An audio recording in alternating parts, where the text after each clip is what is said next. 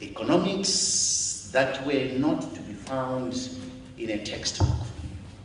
I was given, as a governor, I was given a car which did not have fuel and expected to get to a certain destination. You drive on empty.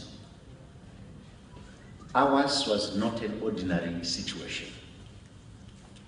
Ours could not be compared to any other country or any other situation.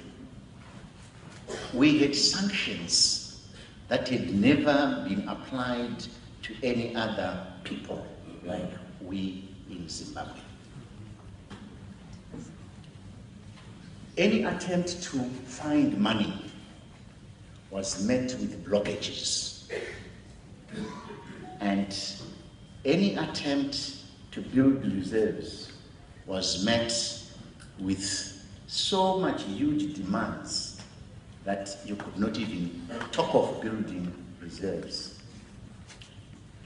We talk about eating from hand to mouth. We did not even have a hand, but we had mouths. We had